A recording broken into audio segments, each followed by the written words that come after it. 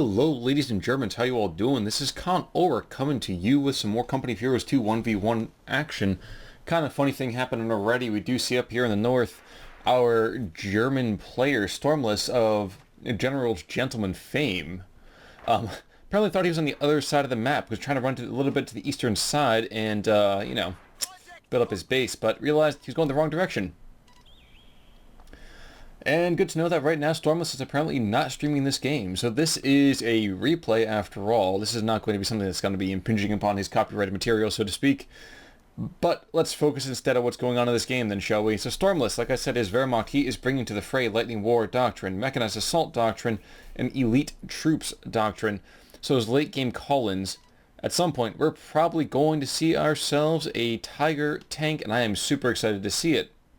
Apparently he's just reinstalled code 2, so that's also lovely to know. While actions are already beginning, let's take a look at his opponent real quick. It is the Insane Sebbl. And you can have an eye out that apparently solid-state drives are not as wonderful as you might assume. The Insane Sebbl, what's he bringing to the fray? He's got Heavy Cav Company, of course, with that Pershing. He's got the Airborne Company, which we'll probably not see. And the Armor Company, which has those M10s and 105 Shermans. Both of which are probably useful on this map, although might just be a Pershing later on. That's probably going to be the case. Super early though, we're going to see the Germans are going to have a momentary numerical superiority, but Stormless seems to be kind of finding his sea legs again. Going to lose out on all his resource management immediately as these rear echelons dive in and take up already this strategic point yonder. But doesn't seem to really put off by that. We will see, in fact, it's a double Gren MG42 opening, so interesting decision there. It's now the Insane Sebbl is going to just go for a US meta opening trip rifleman, not looking to make any kind of quick light vehicle or not. Now, of course, there is not going to be a little bit difficult for him to do so. But not even going for a mortar team, that's actually kind of surprising. No rush just yet, though. And the Germans, of course, they'll just kind of deflect that push and just sort of kind of mosey back onto the fray. We will see that riflemen are coming over here to the western side, looking to hold the 50-yard line for the Americans and keep things kind of vaguely on Stormless' side of the map. But a third squad of Grenadiers will be more than able, I would think, to push that back. Sebbl continues his move down the meta path, though. He's bringing in a mortar. And while this game is in early stages here, guys, I do want to remind you all that I'm going to be out of the country, actually. I'm probably not going to be able to upload too easily. What I will try to do is I will speak to Mr. Awesome is here to kind of upload in my absence. At least kind of be a custodian for the videos. Wow, we see a massive scrum going on over here. Pioneers and Riflemen both getting torn to pieces. Either Mr. Awesome is here will be posting material in my absence, or I will be putting up a big stock and you guys just have to ration it out moving forward, at least for that week. Either way, I'll do my best to kind of make sure you guys have your daily dose of Ulrich as much as you might want it. Alright, but the hard point is both taken and then abandoned and taken again by U.S. forces. These rear echelons are kind of camped out inside this broken down building. And with the mortar sitting behind the U.S. 50-yard line, the Germans are forced to be a little bit more mobile, at least for the moment. But there we go. We will quickly see Rifleman jumping inside this house to put some pressure on these Grenadiers, but doesn't seem to flap them too much. Indeed, we will see the Grenadiers are just going to continue to pound. Yipe! This machine gun might want to get out of there now. Like yesterday. He's gotten one model down, but there he goes. He's booking it. And battle phase 1's going to come up in just a second here. We also are going to see a super early medic bunker coming out for Stormless. It's one thing you always have to remember about Stormless, that even if the guy takes a break from Co, he is still a very solid player. The Grenadiers taking out some riflemen from close range. That may not go 100% the favor for the Grenadiers, but it seems for the moment, geez, they're doing a good number on this rifleman, taking 2 out in about 5 seconds. And the Insane Sebbl looks like he's going to go for just macro meta captain play. A Leichte Mechanized Company has been called in for the Germans, not surprising right there. But since he's seen the mortar, he hasn't seen the captain just yet.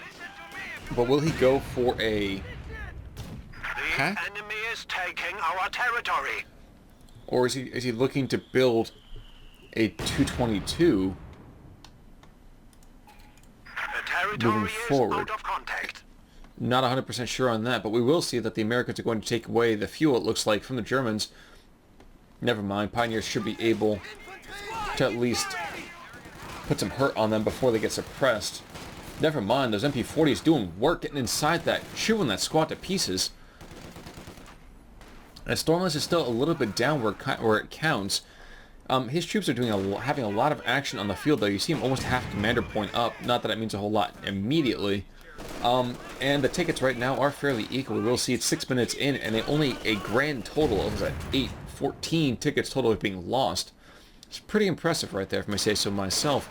Grenadiers, in the meantime, going to hustle across the 50-yard line, going to get in on these riflemen and realize it's probably not a great place to be between the mortar guards and these garrisoned and other riflemen over here. The Germans just continue to get beaten up on a little bit. And yep, we are going to see, is in fact a Stuart coming out, and is there a rush? He's going to the middle part of the field. But Stormless seems to have this well in hand. He has that pack coming out, not 100%. He could have gotten that a little bit earlier, but he's got it on the field, and that's the important thing right now, I'd say. These Pioneers, in the meantime, catching out this mortar. Excuse me. Even as the Stuart finds its first prey. Drop them all on that one? Yes, he has.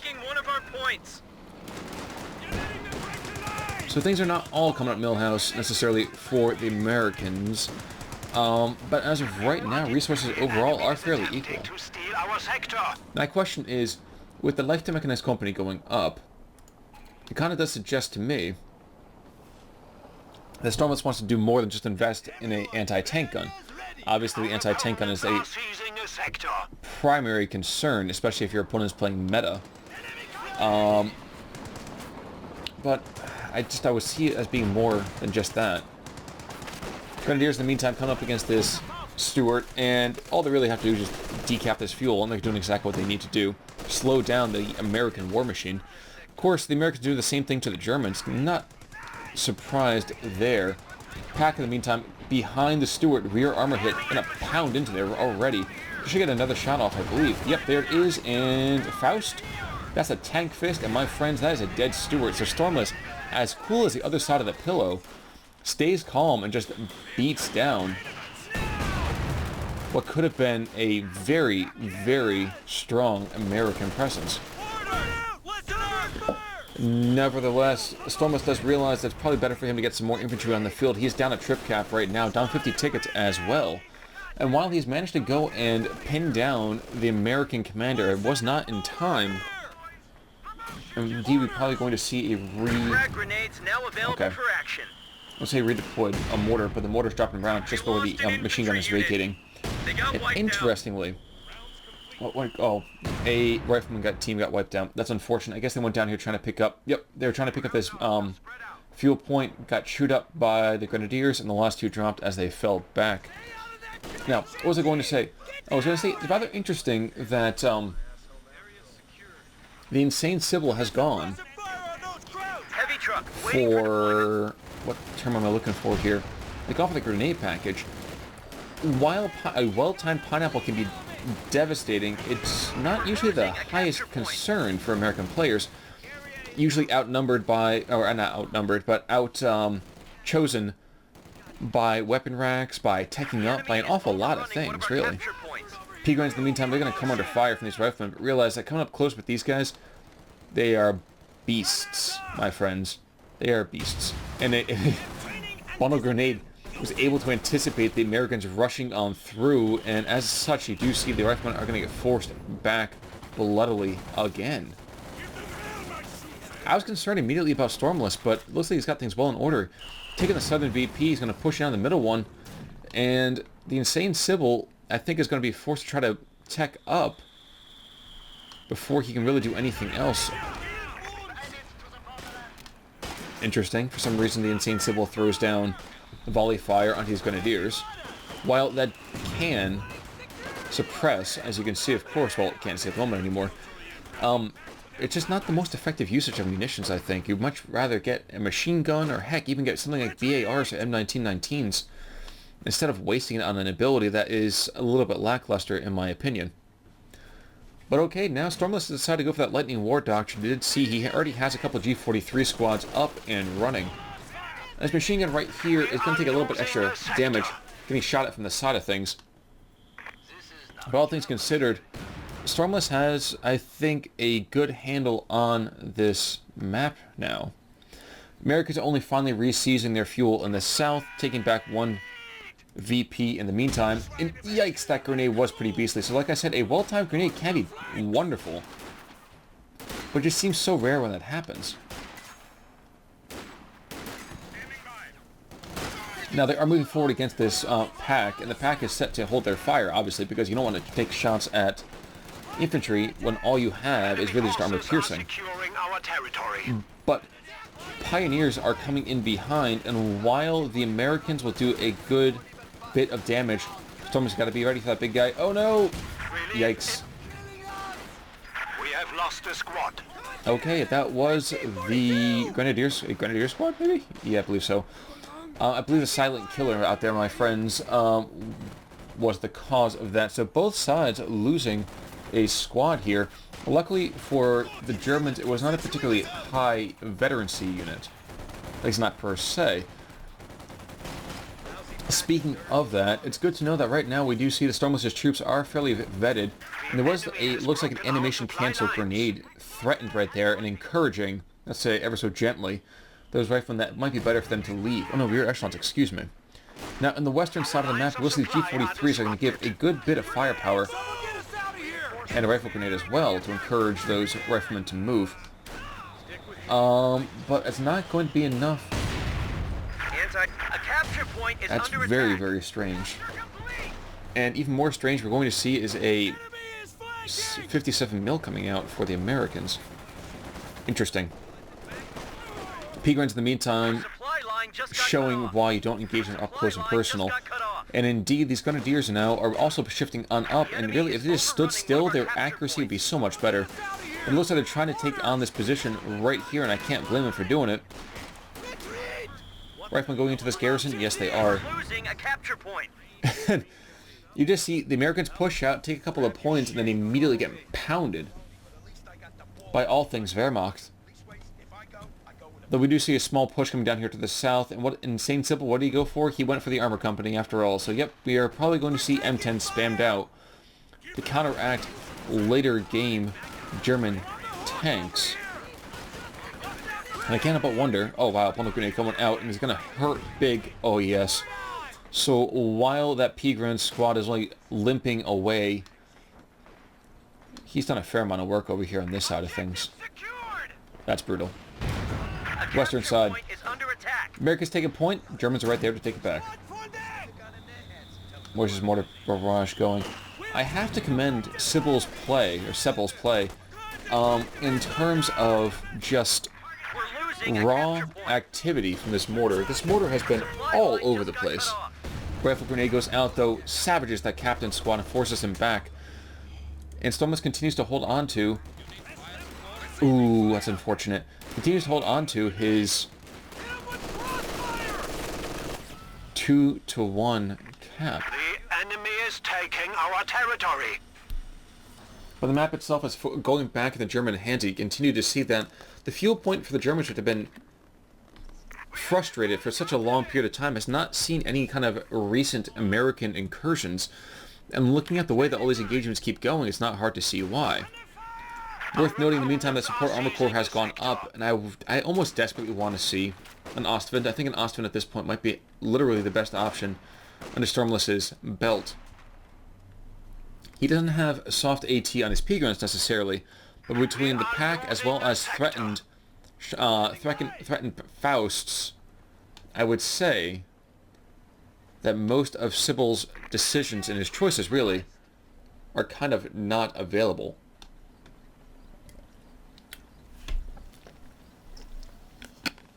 And of course I speak about the fuel point over here to the west, and what is happening? The Americans seem to be pushing for it.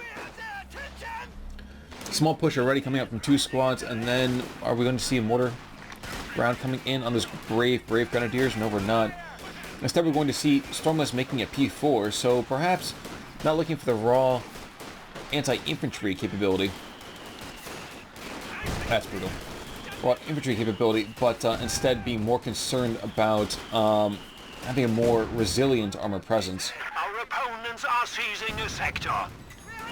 But yep, there goes that fuel now. So Stormless's troops under heavy assault. Pack 40 continues to be around the center part of the field. Where is that machine gun? He's still locking down the center part of the map. And the Grenadiers, they're going to throw back. The enemy is No, they're not just yet, but they are able to take the southern VP. And yikes. Okay, rear echelons. This is almost begging for a rifle grenade right here. We have a new Panzer IV. I would say throw out a rifle grenade now. But nope, not going to happen. Stormless instead preferring to kind of hang back and not be too excitable with this material. P4 now is on the field. Of course, we've got a very quick upgrade to machine gun happening. And shifting over here to the western side, the Americans will have an anti-tank grenade ability here. But I have to get awfully close for that, and even then, it doesn't do a lot of damage. But M10s can be called in as soon as there's a little bit more manpower. There we go, that 300 manpower is available. I would just start spamming out M10s if I am the Insane Sebbl. A capture point is under attack. And the Germans... Wow, I didn't even notice the fact wow, look how far down they are. Dear God, 17 minutes in and Stormless is just working every single angle. He is floating like a butterfly and stinging like an eagle. Yes, stinging like an eagle, I said it. He's completely and totally cut off the Americans from basically all of their resources whatsoever. Grenade goes out, misses. Bundle grenade goes out, that misses too. And the P-Grun's got to charge back through, back through every single American squad in the area. Of course, riflemen over here to the west have to do the same thing. And where is that tank now? P4 is deployed down here to the southern side of the map, deflecting and forcing back riflemen in every direction here. Why are there no M10s? This is basically screaming M10 city. Nope, instead, looks like Sebbl's going to go and try to upgrade. Yep, there's the Major coming in very soon. I don't like that decision, though. I think if you're taking something like Armor Company, you're picking it so that way you can call in some of these vehicles. It's a worthwhile vehicle, and it's a cheap one, too, for that matter. Instead, he's going to be calling in a Sherman. Curious decision. P4 takes out a Sherman most days of the week in this game. Before Williams, you complain. Yes, I know Shermans and P4s could be fairly comparable. But again, guys, in this game, one Sherman versus one P4, all things being equal, I have to give it to the P4. In the meantime, that mortar, which is doing so much work, continues to try to drop rounds upon this German capturing opportunity, and indeed continues just to pound every single time that there's a squad in the area. But the Major is charging on forwards, pulling out that Colt pistol. He's trying to go and put damage in on these Grenadiers. And the only way he's going to be able to hold on is if his mortar gets involved, and that's exactly what's going on here. But 387 to 257. Germans up 130 tickets right now, and we are going to see a ninja cap happening over here from these riflemen.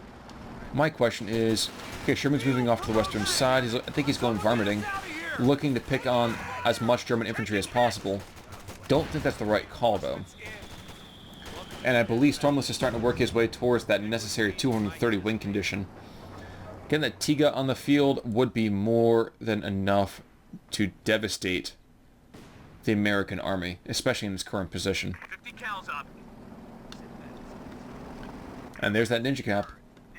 Now, how's veterancy looking here? So the Americans do have some veterancy here and there. They have riflemen doing fairly well for themselves. Of course, the Americans are doing, the Germans are doing just as well. 2 squads of Grenadiers fully vetted up. This machine gun, which has been just kind of chilling for a fair bit of time, now coming under fire, but not having to be too concerned here. We're going to see the Shreks coming out, because I think that'd be kind of nice. No, we're not. So we're just going to see the P4 redeploy over to this east side here. And oh my gosh, machine gun didn't go down. That's unfortunate right there. 57 mil, though, has his P4 in its sights. And Stormless is trying to charge on forwards. And it might be better for him to back away. He's going to take at least one more round for his trouble. AP round up the pipe. And Stormless is getting pushed back there, unfortunately for him. But a rear armor hit on top of that Sherman convinces him it might be better for him to kind of back away. The enemy is overrunning one of our capture points.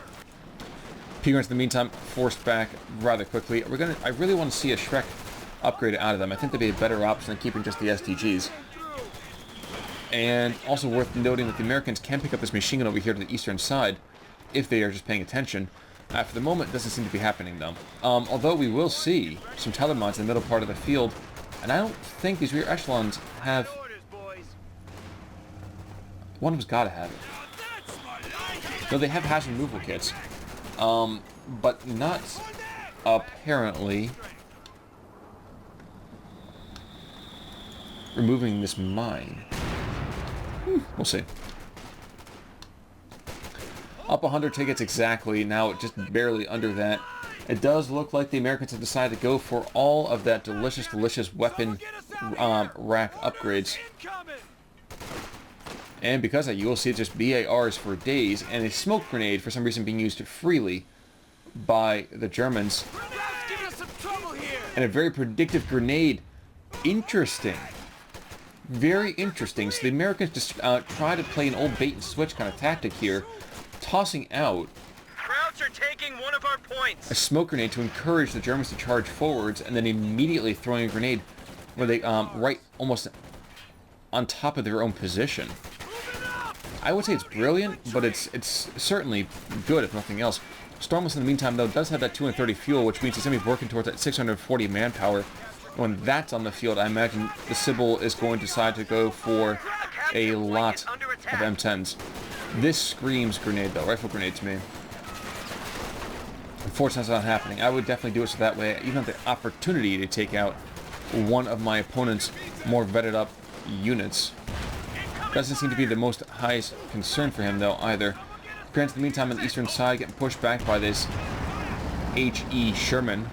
Krauts are sniffing around our asses. Tactical point being captured. And Grens are kind of slipping around, maybe going in for a cheeky little Faust. Enemy forces now have But when 300 that Sherman points is remaining. mounting HE rounds, that could be a death sentence. We're losing a capture point. In the meantime, folks, what we are going to see here is not so much a failure to communicate, but instead a second Sherman coming out, and that kind of seals the deal for me. Stormless is going to have to get that Tiga out soon, and he's not able to do it if he Capture point keeps is being overrun. getting reinforcement. Then again, of course, if he weren't losing his models, he wouldn't have to do that. But here goes the P4. Opportunistic charges on in, but the first round misses. Oh, it's a shame right there. Rifle grenade coming out? No, not quite. Instead, 57 mil gets the first round and misses completely. Finally puts it on target, and the P4 is going to be forced back just a tiny bit for just a second or two. The enemy is overrunning one of our capture points. You know, and I was complaining about this whole idea that it could be a big push from these Shermans, but I also overlooked the fact that this close air support could be there and post it out just to kind of lock down a particular area, at least to protect the P4. In the meantime, however, these BARs are certainly making things fairly equal for the Americans, and it seems like this pack is just taking a lot of damage from this now captured MG42. He's going to get decrewed. Yep, he's decrewed. That's gone. But in less than a second, we will see a Tiga coming out, I'm sure. There we go. Tiga is on the field, my friends. And now here comes the Stuka as well. The question is which is going to go first. Oh my gosh, going after that Sherman. The Sherman's not moving either. Rear armor hits. That could be, oh my gosh, this could be a dead Sherman pretty quickly. Tiga is on the field. Damaged engines. Yes, this Grenadier squad might go down, but the Sherman's going to pay for it with his life. Mark my words. And this is where the U.S. Armor Fist died. Wolverine does finally come in. And the 57mm also gets decrewed. And now recrewed immediately by the Germans. Very, very good opportunistic heads-up play. Major's probably going to go down in the meantime. Maybe. No. There he goes. P4 comes under fire by the charging M10. But expect to see this as the time when... Yep, there goes the M10. That's one.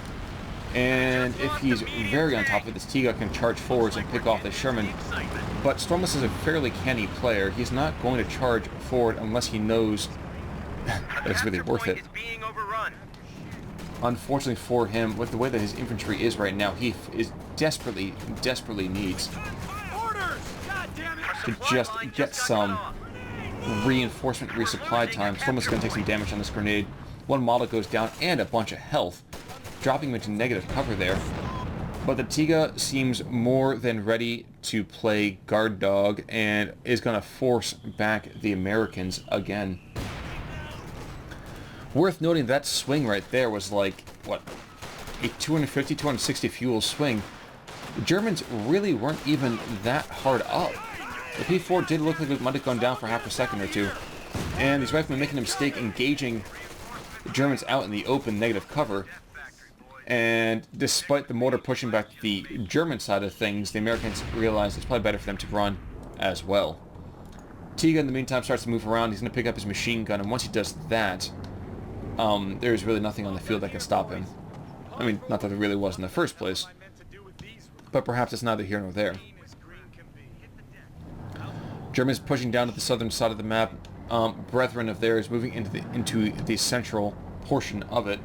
The question is, which one's the mortar going to try to engage? Looks like they're going to try to engage the VP. No. Kind of a bad idea. But we will see a couple of Zooks out on the field, and I dare say the Sherman coming out as well. The Sherman is firing AP. M10 tank destroyer ready. There's another M10 on the field as well. It's still not going to be enough. I'd be very, very surprised Capture point is under attack. if these two armored vehicles can hold the line. P4 in the meantime pushes back the mortar again and puts, oh my god, one shot that machine gun crew. Puts him up to 2 stars of veterancy, so those armored skirts means that Wolverine definitely has his work cut out for him. Ibid on that Sherman. We're losing a capture point. Rifle grenades at all? Nope, not a rifle grenade. Instead we're just going to see another one of these kind of maybe grenades. Yikes, does some damage, but they're going to pay for it rather dearly, I imagine. Another round goes out. There goes a Zook on the ground. No, BAR, even worse. You don't want to drop that stuff for the Germans to have. That's just way, way, way too unlucky. And Stormless knows a good thing when he sees it. Runs on forward, picks it up. So now Gewehrs and BARs on that Grenadier squad. That is a beastly base of firepower. Damage continues in the middle part of the field. Yep, this machine gun gets recrewed and forced back immediately, but a grenade that comes out is not going to hit him and decrew him in turn. Grenadiers, however, might be well served. Throw down some manner of firepower there. That will not happen, though. And Captain's going to trade some firepower with these Grenadiers down the south. And falling into a rifle grenade right there, 60% of the squad drops in about 3 seconds. And over here, we will see that this P4 is just barely not in vision of this rifleman. That has now changed. M10 in the meantime, for some reason, decides to throw rounds at an infantry squad instead of a tank, and I imagine he's going to pay for it rather quickly. Takes 1 round, takes 2 rounds. 57 mil, put another round into him. P4 might as well charge up and pick him off. No, Stormless just continues to say, I don't want to rush this. It's too beautiful. And then he decides against it. He says, you know what? I want this now. M10 throws off a round, damages him in the front, blazes right there, but his crew gets blown into low orbit. Tank was just lost. This Tiga, in the meantime, just continues to prowl the western marches. Not that anyone's over there, and indeed, for the most part, all of the Americans are back in base. Now, I'm trying to think about how to get back in this one. I really do think that it was lost the second that Shermans got picked over just a spam out of M10s. Because you know there's going to be a Tiger on the map. Back up 100 tickets again. The Germans have things well under control, and I dare say that these Pioneers might get beaten up a bit. And they're not moving at all, so I don't know what Stormless has in mind with that, but okay. So on the side of the map, Sherman comes forward. He, of course, has that HE back up and running. Again, though, not really the best option in my mind. Pioneers do decide to go up close and personal, and somehow manage to stay alive despite losing 75% of their strength. P4 not paying attention either again. He's going to take some rounds from the Sherman. Gets off the first round anyway, though. Where is that captured 57 mil? He's a little bit far to the west.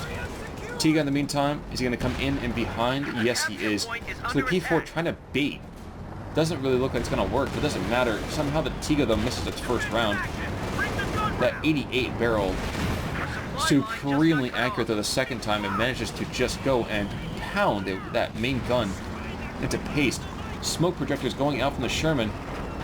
But this could be a dive right now if this Tiga wanted to.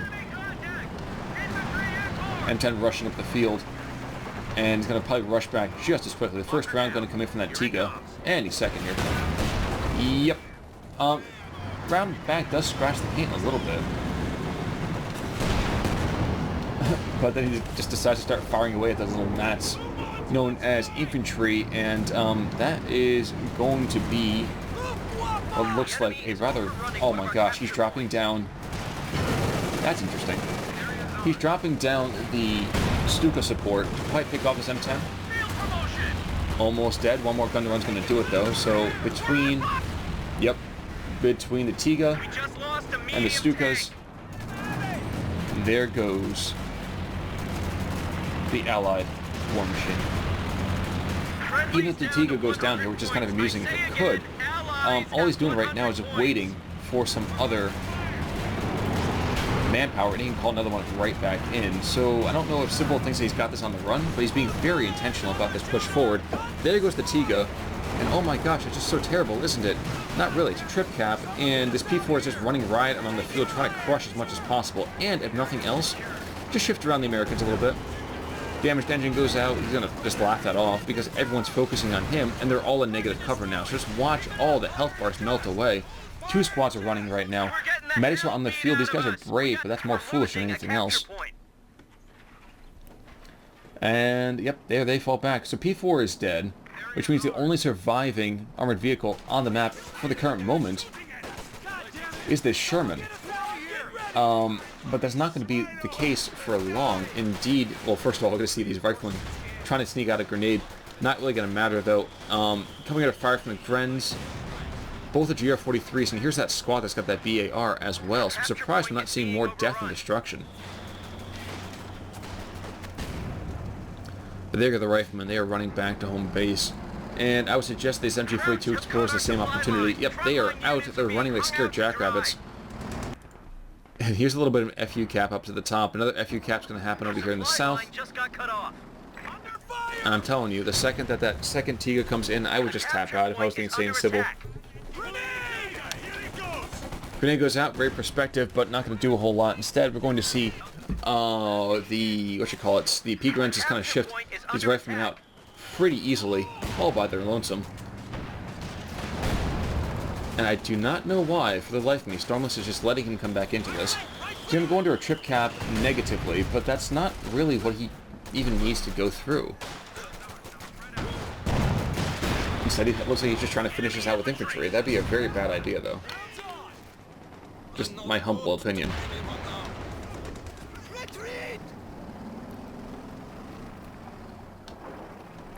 In the meantime, though, what do we have? We have both anti-tank guns, German and American, shifting over to the western side. Not sure if they're looking to get just one of the approaches handled, or if we're going to see a much more dynamic positioning.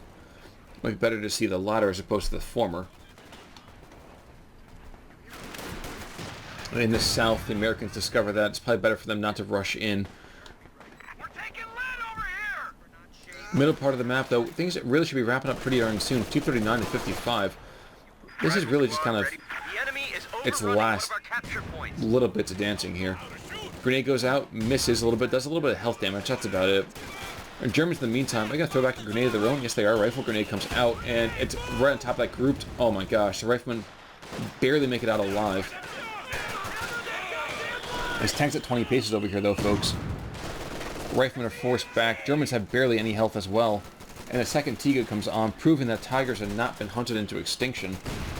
And at 235 to 55, the Americans, yeah, Sebbl should really tap out right now. He doesn't know that second tank is in though, either.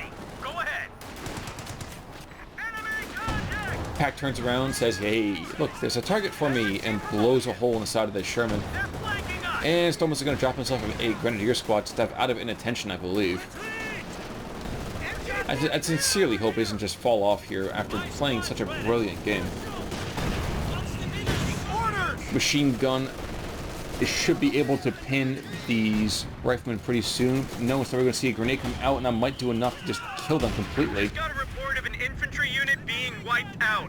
Infantry in ready for action. Okay, well, these pioneers might be able to come up, and oh my gosh, they have themselves a bazooka now. Capture complete. I continue to say, and I cannot say this enough, as Someone get us out of here. any player, never, ever leave your squad add-ons out for your opponent to capture. That is just asking, first of all, you're giving them free munitions right there. And you're giving them basically to your enemy. So, not a good idea. Let's speed this up, I think, a little bit more. I believe we're probably in the final hours here of the American survival. 226 to 55. It has been a heck of a game from the Insane Sebbl. But that's going to end fairly soon. Of course, that mortar continues to be a giant bugaboo. 21 kills on that guy. Not too bad at all. And fun to note is that all of the American material on the field is fully vetted. These guys are no slouches to combat. AT gun ready. Now, unfortunately for Germans, that's not the case. It's been a lot of recruit material instead. We're losing a capture point. And a very, very valiant attempt to push forward on this, but I imagine this machine gun will be able to take them under fire pretty darn soon. Down in the south, Captain charges up again, trying very, very hard to push back the Germans wherever they find them. Riflemen in the north, though, going to be outflanked and shot to pieces, I would think, by either this tank or now the arriving P-Guns. And yes, they are going to get shredded. Hello and goodbye is all I have to say. P-Guns in the meantime charging up. Yep, there go the rear echelons in 220, 222. I believe, folks, we have seen the swan song for the Americans. Speed this up a little bit more, so yep, final moves here. FU cap here, FU cap there. House goes down, taking a squad with it. And this rifleman squad is trying desperately just to hold things down. And yep, there we go. That's going to be a tap out pretty quickly, I imagine, from the Insane Sebbl. It was a sincerely nice game. Well played to both sides here, and I believe the final score is going to be right around the area of what? Maybe 215 to nothing. We see ourselves a wipe. Tiga comes in again, and I'm not sure. The Sherman just tries to hold steady. Let's get a nice little cinematic shot here. Oh, not going to happen. And instead, we're just going to see that last Sherman die. Ignoble death.